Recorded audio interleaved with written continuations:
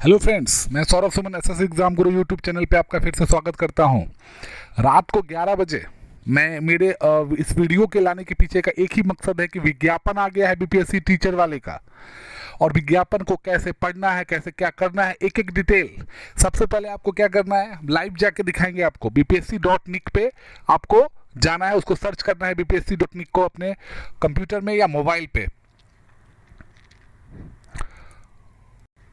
और फिर आप बिहार पब्लिक सर्विस कमीशन के इस साइट पे जाएंगे, और जहां पे आपको 30/5/2023 के डेट पे subject important notice and advertisement for the post of school teacher for class 1 to 5, class 9 to 10 and class 11 to 12 under education department government of India, advertisement number 26/2023, district wise vacancy class 1 to 5, class 9 to 10 और class 11 to 12। ये notice आया है आज 30 तारीख को 11:07 पे, मतलब 11 बजे आया है, 7 मिनट हम आपको अभी का टाइम बता रहे हैं जब मैं ये रिकॉर्ड कर रहा था।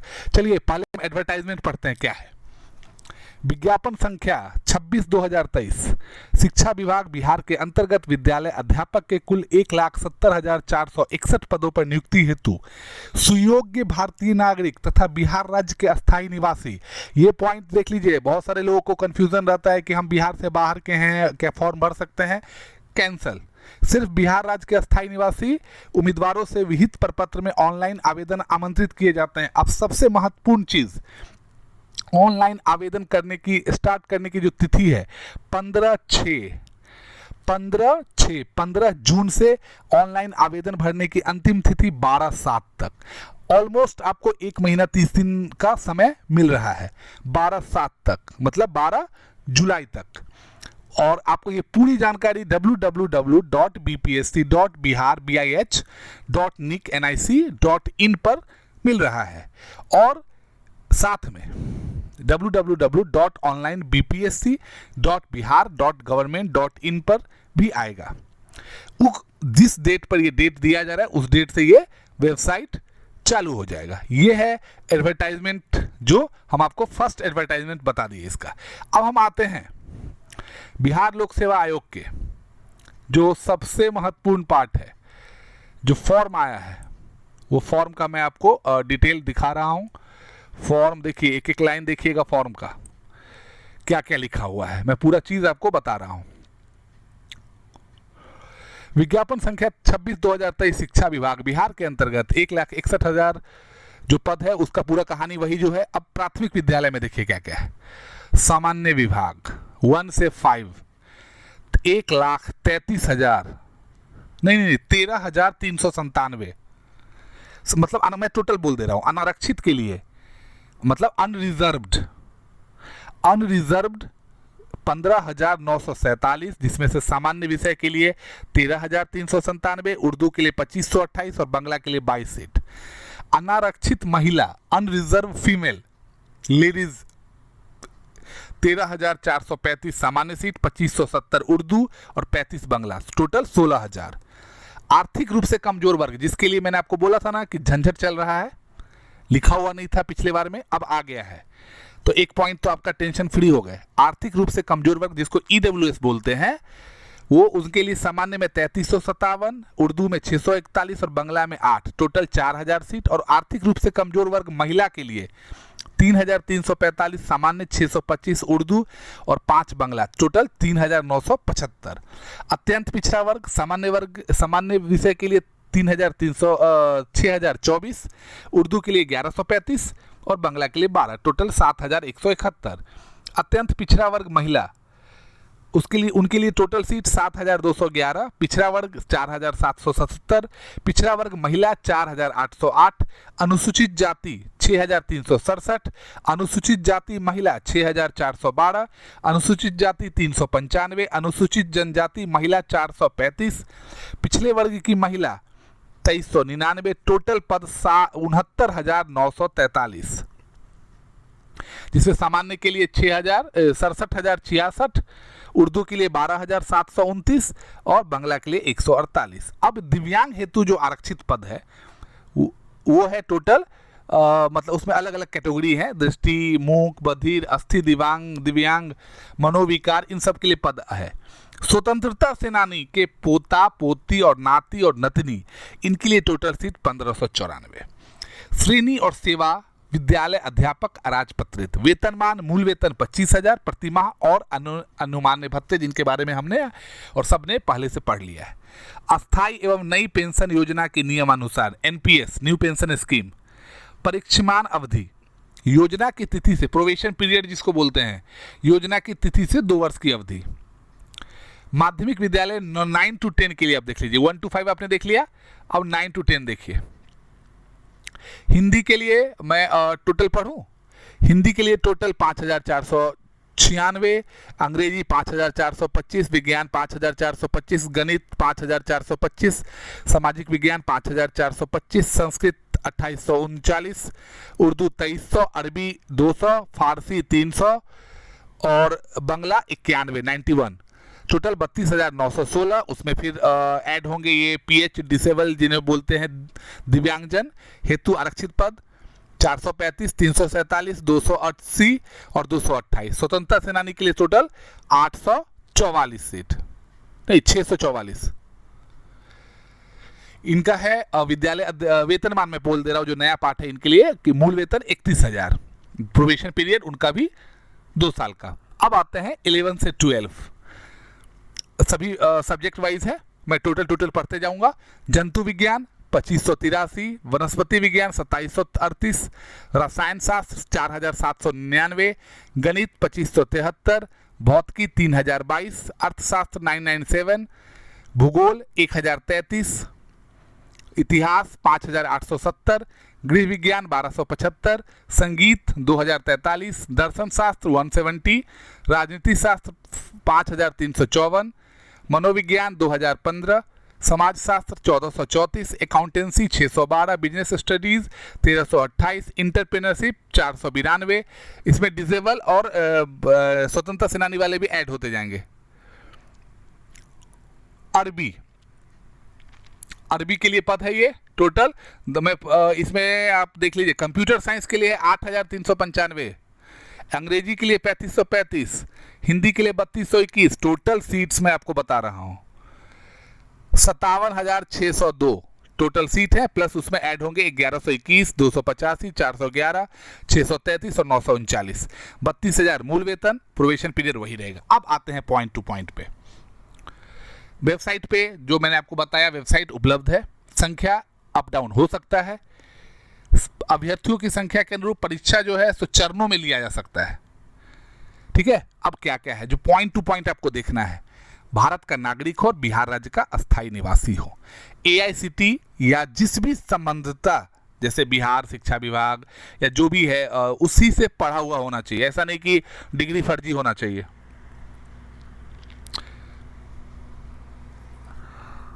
वन से 5 के लिए शैक्षणिक योग्यता जो हमने आपको पहले भी बताया था, मैं आपको फिर से बता दे रहा हूं, 50% अंकों के साथ उच्चतर माध्यमिक हायर स्कूल और डीएलएड होना चाहिए। ठीक है, अगर आप बीएड के लिए जाइएगा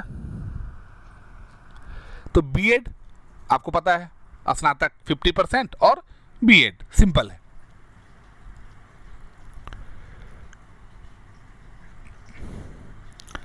ये सब चीज हम लोगों ने पहले भी जब आया था उस समय पढ़ लिए थे, लेकिन फिर भी हम आपको बता दे रहे पॉइंट टू पॉइंट, ये बात जो है उसका बता दे रहे हैं।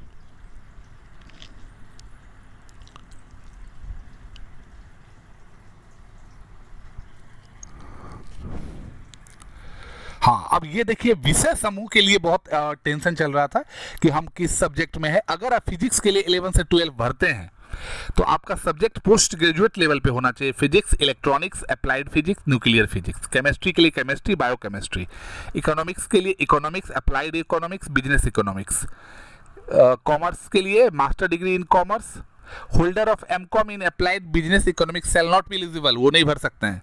बायोलॉजी के लिए बॉटनी, जूलॉजी और भी बहुत सारा है, लेकिन जो ही मेन है। मैथ के लिए मैथमेटिक्स और अप्लाइड मैथमेटिक्स। अब जो 11 से 12 कंप्यूटर के लिए भी हमने आपको बताया था कि कंप्यूटर के लिए क्या होना चाहिए, वो आपको पहले बता चुके हैं। कंप्यूटर का जो कल भी हमने एक वीडियो बनाया था कंप्यूटर के लिए, और जितना दिक्कत होता रहेगा हम आपको वो बताते जाएंगे। सीटेट पेपर 1, बीटेट पेपर 1 प्राथमिक शिक्षक के लिए कंप्लीट होना चाहिए। माध्यमिक विद्यालय के लिए स्टेट पेपर 1 और उच्च माध्यमिक विद्यालय के लिए स्टेट पेपर 2 उत्तीर्ण होना चाहिए। ये समझ लीजिए, बिना ऐसे आप फॉर्म नहीं भर सकते हैं। आज जो हमने आपको पॉइंट बताया था पात्रता का, फिर से मैं आपको वो पॉइंट को हाईलाइट कर देता हूं। 31/8/2023 तक उनकी पढ़ाई मतलब परीक्षा हो जाना चाहिए, रिजल्ट बाद में भी आएगा चलेगा, और इसके लिए उनको सेल्फ डिक्लेरेशन देना पड़ेगा। हमने आपको ये भी बताया था कि सेल्फ डिक्लेरेशन भी देना पड़ेगा। सीटेट पेपर उत्तीर्ण होना चाहिए, वो सब तो ठीक है, वो सब तो सबको पता है सीटेट पेपर। हाँ, अब आते हैं हम लोग एज का कट ऑफ होने वाला है 1/8/2023, ठीक है। मतलब 1 अगस्त 2023 तक आपकी प्राथमिक विद्यालय के लिए न्यूनतम आयु 18 वर्ष, माध्यमिक और उच्च माध्यमिक के लिए न्यूनतम 21 वर्ष होना चाहिए। अधिकतम आयु अनारक्षित पुरुष 37 वर्ष, पिछड़ा वर्ग, अत्यंत पिछड़ा वर्ग, पिछड़े वर्ग की महिला एवं अनारक्षित महिला 40 वर्ष, अनुसूचित जाति, अनुसूचित जनजाति पुरुष एवं महिला 42 वर्ष, सेवानिवृत्ति 60 वर्ष तक है, ठीक है। अब जो नियोजित वाले हैं, प्रथम नियुक्ति है, मैं उनके लिए नहीं बता रहा हूं, मैं सिर्फ अपने ये जो शिक्षक अभ्यर्थी है उन्हीं के लिए बता रहा हूं।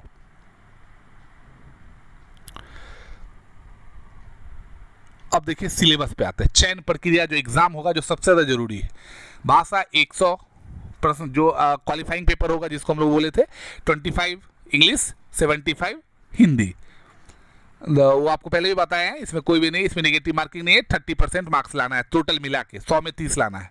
सामान्य अध्ययन जो सेकेंड पेपर होगा प्राथमिक विद्यालय के लिए, उसमें 120 संख्या घटा दी गई है, 100 क्वेश्चन रहेगा, 120 मिनट, 120 क्वेश्चन। वही SCERT से संबंधित सबका वो रहेगा, सिलेबस रहेगा, लेकिन न्यूनतम रहेगा, मतलब इंटर स्तरीय पेपर रहेगा। माध्यमिक के लिए देख लीजिए 2 भाग में होगा, पहला पेपर उनका होगा उनके सब्जेक्ट का, और दूसरा पेपर होगा उनके सामान्य अध्ययन का। जो सामान्य अध्ययन का पेपर होगा उसमें आपको पहले ही बताया गया था क्या क्या रहेगा, वो आप देख लीजिए। पहले ही बताया था डिटेल सिलेबस नहीं जारी किया जाएगा, सिर्फ सब्जेक्ट लिख के छोड़ दिया जाएगा। प्रत्येक गलत उत्तर के लिए नेगेटिव मार्किंग दिए जाएंगे, ये बात याद रख लीजिए। MCQ पेपर होगा, रिजर्वेशन दे दिया गया है, लिख दिया गया रिजर्वेशन के बारे में। साक्षात्कार नहीं लिख लिया जाएगा। मेगा सूची जो बनेगी लिखित परीक्षा के परिणाम के आधार पर, और मतलब पहले हम लोग सोच रहे थे या बहुत सारे लोग बोल रहे थे कि कैसे मेगा सूची बनेगा, तो आप समझ लीजिए मेगा सूची लिखित परीक्षा के परिणाम के आधार पर ही बनेगा, आपके सब्जेक्ट मार्क्स पे नहीं बनेगा। बाकी जो सब्जेक्ट था B.Ed का, ये सब पर।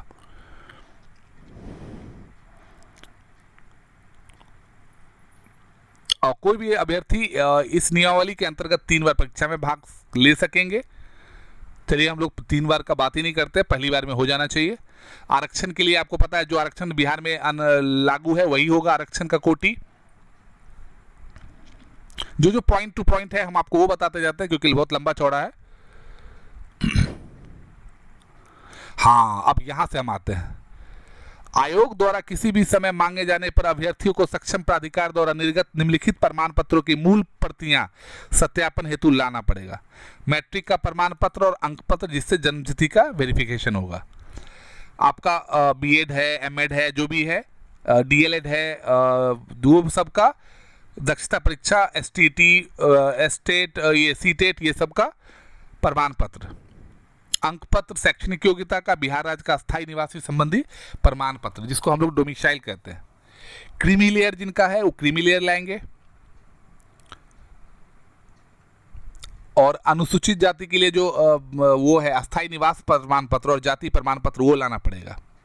इसे महिलाओं के लिए दिया गया है कि पिता के नाम एवं पता से निर्गत जाति और अस्थायी निवास प्रमाण पत्र।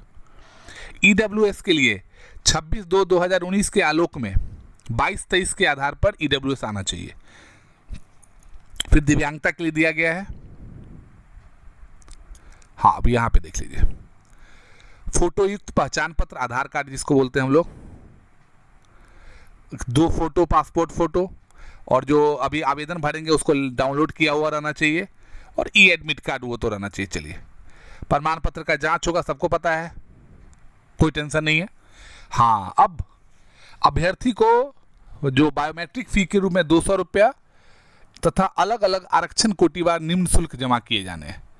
सामान्य अभ्यर्थी के लिए 750 रुपया, अनुसूचित जाति के लिए 200 रुपया, सभी आरक्षित अनारक्षित वर्ग महिला उम्मीदवार के लिए 200 रुपया, दिव्यांग अभ्यर्थी के लिए 200 रुपया और अन्य सभी अभ्यर्थी के लिए 750 रुपया। और उसके बाद बैंक का चार्ज जो है वो 10-20 रुपया करके आपको लिया जाएगा।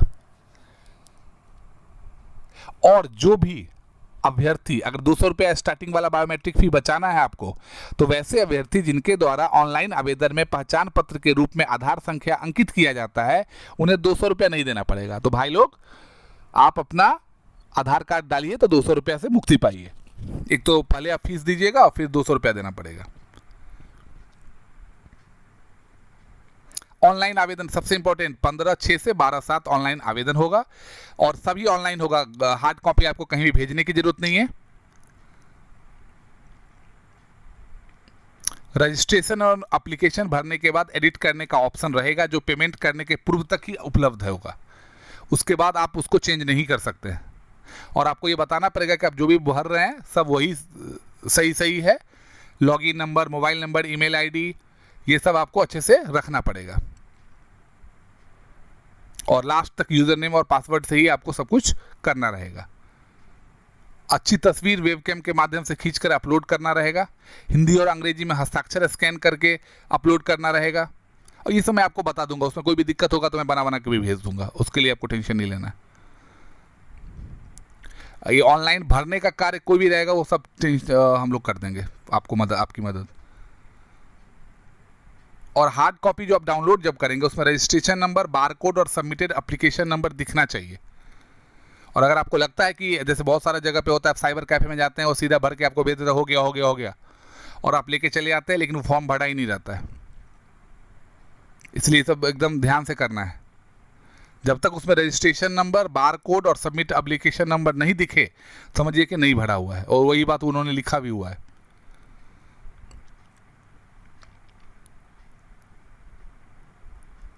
और जब भी भरेंगे तो उसमें आपको बहुत सारे प्रमाण पत्र भी डालना है। प्रत्येक प्रमाण पत्र के सामने अभ्यर्थी प्रमाण पत्र निर्गत करने की तिथि और संख्या भी बताना है।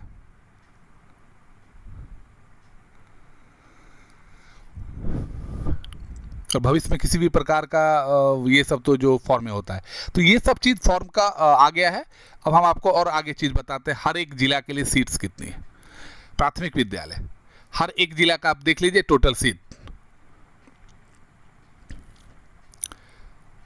जैसे हमने आपको पहले भी जब स्टार्टिंग में सीट्स का सीरीज आया था, तभी आपको हम बताए थे कौन से जिला में कितना सीट खाली है। हर एक जिला का सीट का आपके सामने हम लेके आ रहे हैं।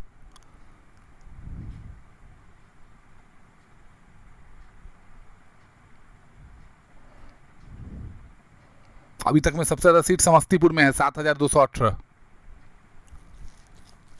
टोटल 67,066 सीट है। ये उर्दू विषय के लिए ये सीटों की संख्या है हर एक जिला के लिए।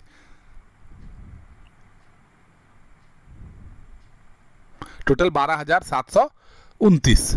अब ये 1 to 5 हो गया। अब आपके लिए लेके आते हैं 9 से 10th, हर एक सब्जेक्ट वाइज और जिला वाइज सीट्स खाली हैं। देख लीजिए यहाँ पे पूरे सब्जेक्ट वाइज है, तो वो सब आपको विज्ञापन संख्याएं मिल जाएगा। अगर जरूरत होगा तो पीडीएफ हम आपको भेज देंगे। ये 11 से 12 ये सब पूरा हम अभी सीधा वेबसाइट पर से घूम रहे हैं, आपको बता रहे हैं। ये डाउनलोड करके ये सब नहीं, सीधा वेबसाइट है। और ये जब आप वेबसाइट पे जाइएगा तो फर्स्ट जो आज का 30 तारीख का है वो यहाँ पे दिख रहा है आपको। तो हम अभी सिर्फ और सिर्फ आपको ये बताने के लिए एडवर्टाइजमेंट नंबर 26/2023 आ गया है। जो जो डॉक्यूमेंट्स आपके पास नहीं है, जो इसमें दिया हुआ है, वो आप अवेलेबल कर लें। आपके पास अभी 15 दिन का समय है और आप हड़बड़ाना नहीं है। मैंने आपको पहले भी बोला था डिटेल सिलेबस नहीं आएगा, तो नहीं आया है। आपको उसी में से पढ़ाई करना है। पेपर क्वेश्चन की संख्या कम हो गई है, जो फायदेमंद है, लेकिन पढ़ाई तो उतना ही सिलेबस का करना है जितना हम लोगों ने बताया है। तो आप हमारे साथ लगातार जुड़े रहिए। हम आपके लिए लगातार अपडेट के साथ साथ कल से हम आपके लिए पढ़ाई वाला वीडियो, फिर से हिंदी का वीडियो, क्वालिफाइंग पेपर अपडेट करते रहेंगे। तो मेरे साथ जुड़े रहिए। बहुत बहुत धन्यवाद।